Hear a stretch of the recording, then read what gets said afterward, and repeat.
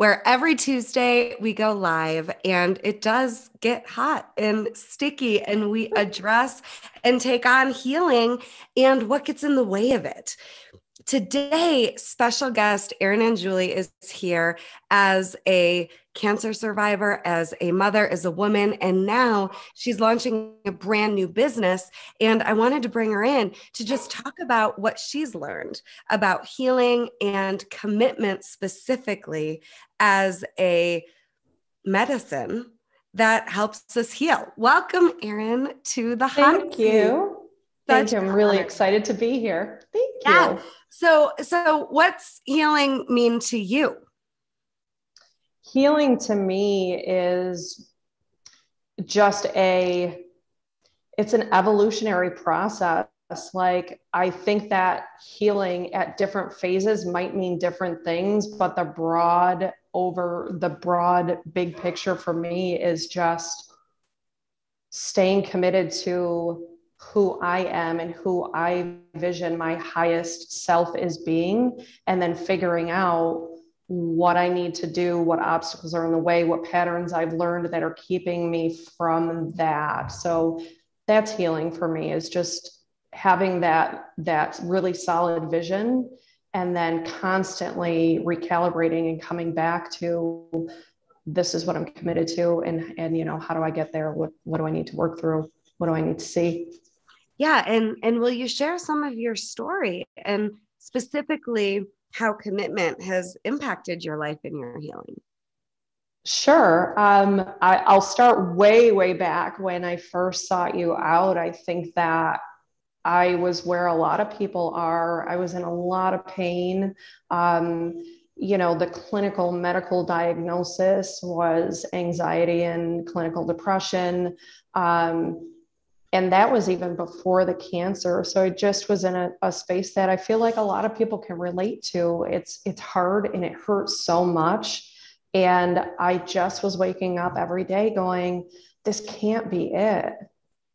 Like, this cannot be it, that this is how I'm supposed to feel all the time. And I really prayed. I have a strong faith in God. And I just prayed for an answer or just a path. And you came into my circle, and personal development work and growth work and understanding the meaning making machine that we all have is malleable. So that's what set me on the path that I'm on right now. And I really feel like it saved my life, and it gave me purpose and let me assign meaning and change the meaning that I had associated with some things, if that makes sense. Yeah, be even more specific. So I used to make this mean this, and now I make it mean this, because I think calling our brain a meaning making machine, Right. brilliant. And that's exactly true. My former coach, Carol Reynolds, used to say perception is a choice, right? Which I think Sure. is another way of saying we're responsible for what we're making life in front of us now mean. So Right. give us a little bit more of an example. Okay. So one of the biggest examples that, not that I struggle with, but I definitely see still coming up in my life is, the relationship that I have with my children. So I grew up in an environment, a really good environment, I will say, but I grew up in an environment that was very, very heavy. Heavy is a good word, on respect and integrity.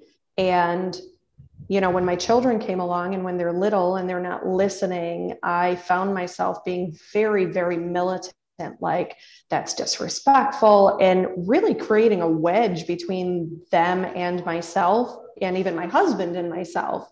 So a lot of the work that I've done and continue to do is, if things aren't working out the way I think they should, or if I feel like I'm not being listened to, or if I have that feeling in my body of, hey, that's disrespectful, that's always a cue for me to take a deep breath, create some space, because it is a trigger point for me. And I don't want to operate from old behaviors. I always want to understand that it's an opportunity for me to create more connection, create more dialogue, create more better, stronger relationship, right? Yeah. Yeah. So And go I ahead. used to be very committed to, hey, that's disrespectful and that's wrong and you shouldn't do that. And, you know, now I make it mean, hey, there's something here that I'm not understanding. And I really, this is valuable to me. And I'm committed to really understanding the full picture. So it just is, I make it mean, okay, it's time to step back, get quiet, get centered, and hey, let's figure this out. Let's talk about this. Yeah. So what I'm hearing is you're making triggers mean that there's an opportunity for you to grow and connect more. And I think that's so Yeah. important because it is very easy to think the person in front of me or the situation that people are finding themselves in is causing their upset. But you're making Right. triggers mean, oh my goodness, I have something inside of me that's ready to heal, release, and grow. And I just want Right. everybody to really hear that level of commitment to not being right about our triggers. It's very Right. easy to commit to being right about the trigger. Sure. It's a whole different animal that, in my opinion, gives us a lot of freedom when we commit to using the trigger as an opportunity to release and heal Right. whatever has us emotionally clogged up and gunky, right? Right. And I So a think, lot of, yeah, go ahead. I was just going to say, you know, when I feel like for me, it's a very visual kinesthetic thing. Like when I feel a trigger come up now, I used to envision that shield of ego coming up and like, you know, you have to defend yourself against it. And now when I feel it, I'm like, okay, here we go. Like this is for me. Like this is for me to like grow from. And I get really excited about it. Really excited about it. I love that. And I think it's rare to see the beauty and the miracles that are waiting on the other side of the trigger. So I love that you're sharing it this way. I want to hear about what it took to stay committed to healing as a young mom, as a young woman with cancer. Will you speak to that? Can we just go right there? Sure, absolutely. So coming out of legacy training and my training for to be a coach, you know, it was directly after that I got my cancer diagnosis. And I think that was the most wonderful thing that could have ever happened to me because I have all of these fresh new tools and I have all of these strategies to help me mind, body, and spirit. And cancer came at the perfect time. So when I got my diagnosis, I really sat down and I did a lot of journaling. I did just a lot of what I call purging, just a lot of dumping onto paper how I was feeling, what I was afraid of. And then just sat with it. You know, I think so many times we're so, or maybe it's not we, I was so quick, like to use positivity to jam through things and not actually sit and feel it because I was afraid that if I allowed myself to feel the full range of fear and loss and sadness, that it in some way, shape, or form would drag me back to depression and anxiety. And having that commitment to no, this is for me, this is for my highest growth, this is for me to develop into this human being that I want to be, really helped me just slow down and ratchet back the need to just plow through and really just experience cancer in a way that was not muscling and not rushing. So, you know, when I shaved my head and that was upsetting as a woman, when you shave your hair, I really felt the loss of it on a different level. And as I was feeling the loss, I was also welcoming the opportunity to redefine what I felt was beautiful for me, redefine like what I was looking at in the mirror. Like when I lost my breasts, it was an opportunity for me to really redefine what I thought a woman was, what femininity was. So I always say, if I can make cancer the best thing that ever happened to me, you know, like this is work that transformed lives, that brings you closer to all of the things that you want. It brings you closer to God or universe or whatever you want to call it. Like it was the best thing that could have ever happened to me. For me, cancer gave me the ultimate seminar. That's how I look at my experience. Yeah. It was a seminar. And Sure.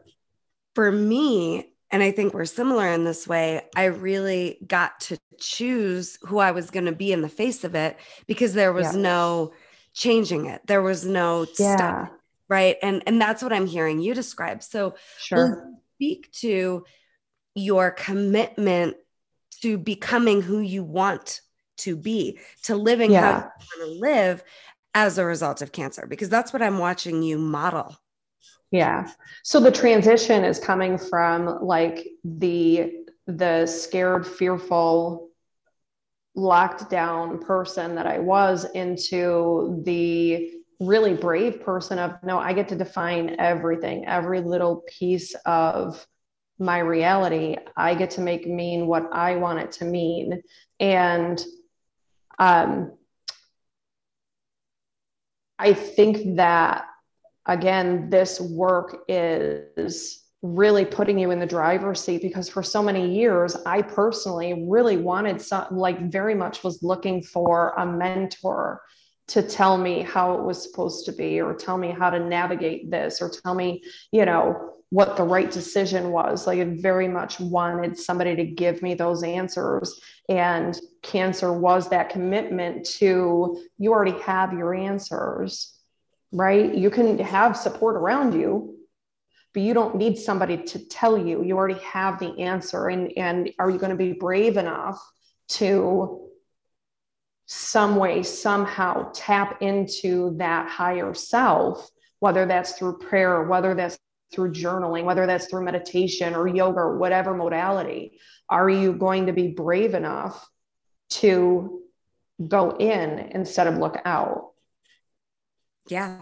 I think about it like, you know, we have the possibility to become our own lifeline. Yes. Yeah. Right. You are your lifeline. Right. 100%. And I think that, again, for me, transforming from the timid, really wanting that protection of somebody to show you the way, life coaching, this work, this development work, for me, is like the best version of a parent that you could ever have. It's showing you the tools, and it's working its way out of a job, right? It's showing you how to believe in yourself enough, how to create a conscious, confident person that isn't afraid to ask for help when you need it, but also charge boldly forward without needing permission and not apologizing for making mistakes. You know what I mean? Yeah. And I think, you know, we all have emotional cancer that we deal with, and we don't need a crisis to start to do that purging and reality checking and leading our lives how we want to lead. So, and how we want to live. So those of you tuning in, I want you to really take in the possibility. Erin was talking about positivity almost like a Band-Aid or a mask. And I really feel that positivity, I don't think ever actually healed anyone. I think connecting to possibility and moving through the hard stuff is access to healing. Absolutely. I do think that positivity is a strategy, but when you're using it to really just jam your way through, that does become a Band-Aid, and it does become another layer of a mask that you just hide from the world behind, if that makes sense. It does. And I have another question for you. And in the hot seat, I ask some hard questions sometimes. My question is this: did you choose life? Do you believe that you chose life? Yes, I Why? chose. What had you commit to life? What had you believe in life in the face of what I believe to be some of the deepest, darkest possible pain, anxiety, depression, cancer? Right. What had you Right. commit to life anyway? Well, obviously the family and the kids for sure. But beyond that, just I don't want to say commitment, but just a thirst. I want to live. I want to experience. I just want to be here. I want to put good things in the world. I want to experience more of the world. I want to talk to more people. I want to talk to people and give them part of my joy. And I want to, be able to talk to people that don't necessarily think the way I do. And I'm like, walk away like, wow, that was a great conversation. And I learned something from that. Like my commitment is 100% to keep experiencing life in this reality and then just expanding it and meeting people and doing things and being scared and doing it anyways. Like I'm 100% volunteer to life. I just want to be here and experience. And while I'm here and experiencing, I'm just committing to harming no one and being a source of light and support and whatever I'm called to be in any capacity. Like I'm 100% a volunteer. Yeah. And everything that's happening is great and beautiful and magic.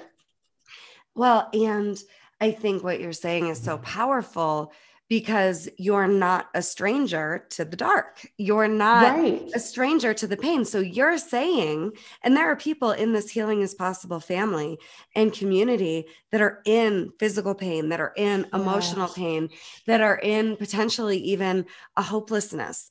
And I'm wanting you to hear Erin and feel Erin's genuine zest for life and love for life, even though she knows the more she lives, the more there will be moments that are hard and painful and dark and difficult. Yeah.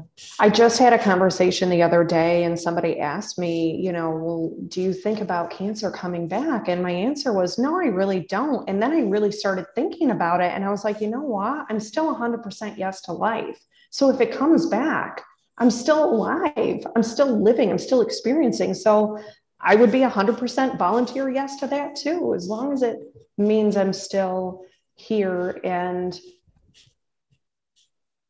putting some good into the world. Yeah. And I love that too, because your commitment to life is bigger than you getting to experience life. You're literally building a wellness center in Utica, New York, so that you can serve and empower and inspire the community. Talk about that. What are you doing with your life today, Erin? So today, as of right this minute, we are rehabbing a building, which is very exciting. And the overall goal is to open up this space and have it be a healing space, a community space. We have studio space that we're going to be doing yoga and Tai Chi and other modalities. I'd love to be offering workshops, and we're already kind of kicking around those ideas.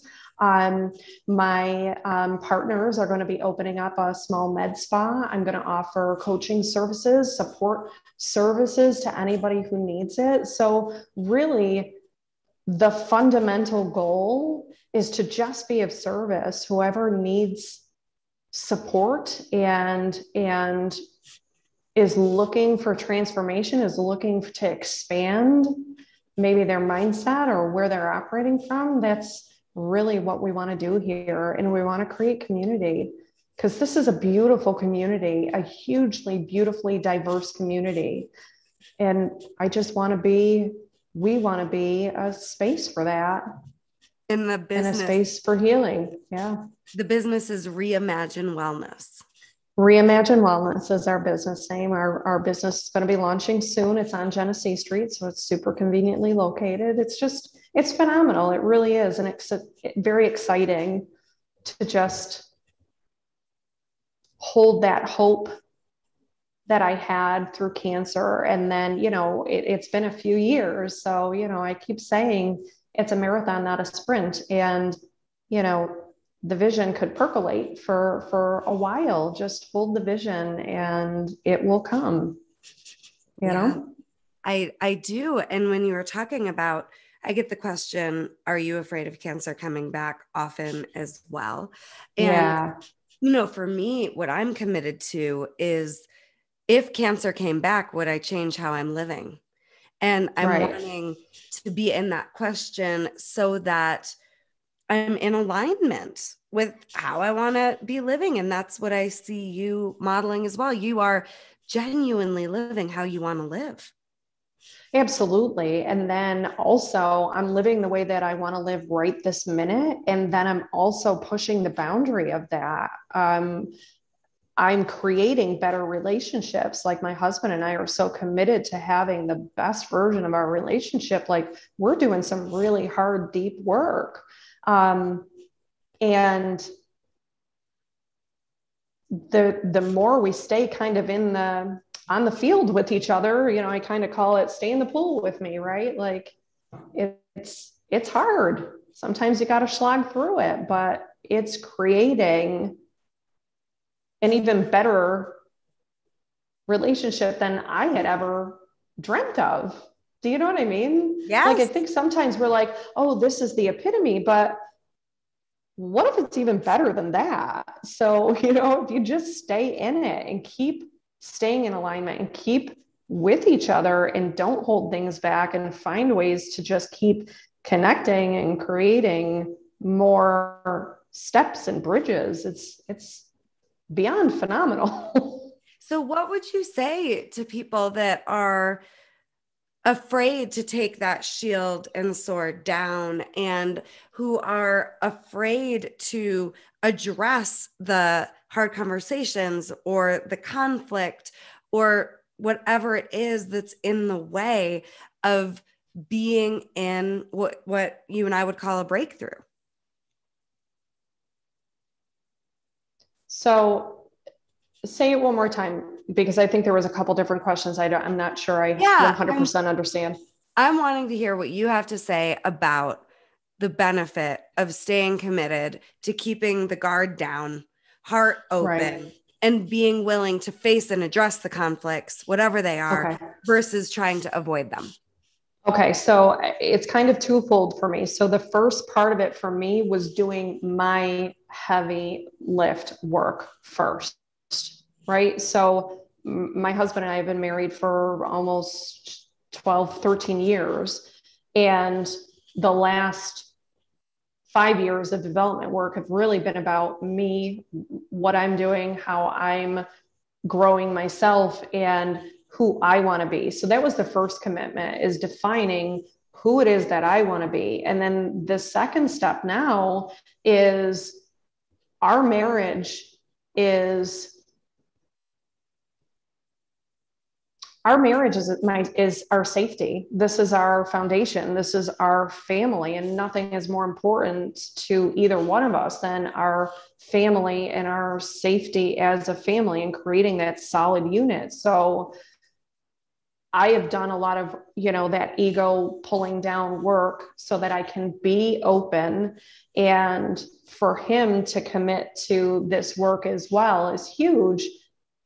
But I would say to anybody who's in a space where you're trying to redefine your relationship, make sure that you know who you are solid and know what you're committed to solid. Because if it's kind of a gray area, that's still your work, right? So we were talking about something that just happened over the weekend where I got triggered over a situation, and we had the opportunity to talk to our therapist about it. And I've never said the words that I said to him. And I was always afraid to say it, but we've created a space where we can say what needs to be said, but it's not a personal attack, right? There's a delineation between the emotionality behind it and the ego and the defensiveness, where we can actually say, hey, this is what's going on right now. Let's dialogue, let's move through. And that wouldn't have been present for me before. So the deep work is your own personal deep work. And then the next step to come together as a couple is gravy, but you got to know yourself first. Yeah. Does that make sense? Well, it does. And what I'm also hearing is the reason that you're stepping into the fire, if you will, is with the intention of getting closer to yourself, to the Yes. person in front of you. And Yes. ultimately, I believe, this is me, to meet the part of yourself that can do that. Right. 100%. It is that evolution. And then, I'm always a very big one for, what are you modeling? And it's very important for me, for my children to see a model of, this is normal. It's normal to not agree on things. It's normal to need a little help now and then to figure out how to navigate. This is normal. None of us come with an instruction manual. So again, like I use the analogy of stay in the pool, but really it's stay in the game with each other. Like I mean so much to myself, and he means so much to me, and our family is so center. Like there is no other option, right? There's no other option but to stay in the game and figure out how to healthfully move through and navigate this together. Everyone hear her. What if you took on having such a deep relationship with yourself and your life that there was no other option but to live through powerfully whatever moment you find yourself in? Erin, you're a gift. What else do you want people to know? Final thoughts about healing, about life, about commitment? I want everyone to know that healing is an evolutionary process. And you and I had talked about this. I don't think that we ever stop healing. Healing is growth. Healing is really looking at what I believe right now and saying, is there a little bit of wiggle room to entertain the idea or the possibility that it could be even better than what I imagine right now? So I would say what I want everyone to know is the possibilities are endless. Where you are right now isn't where you're going to be or where you end up needing to be, right? Like it is right where you are right now isn't necessarily where you're going to end up. So, and then create community. There's so many great people out there that want to support, that want to help you, that want to love you and don't want to do it for you. They want to give you that hand up, and search, just ask for it. It'll be delivered to you. Ask for what you need. Yeah. Erin, thank you. Healing is possible. If you want to join me in the hot seat for breakthrough coaching, message me. Let's get you in here. Your life is waiting for you to live it healed. And we want you to face whatever it is that you're facing head on so you can experience you and healing and life in all of its glory. Your life matters. Erin, thanks again. Love it. And thank you very much. Erin, her email is right in the video. You can email Erin at reimaginewellness@gmail.com, is it? Yep, that's correct. Okay, get in touch with her. She's a great coach. You. Love you, Erin. Thank you so much.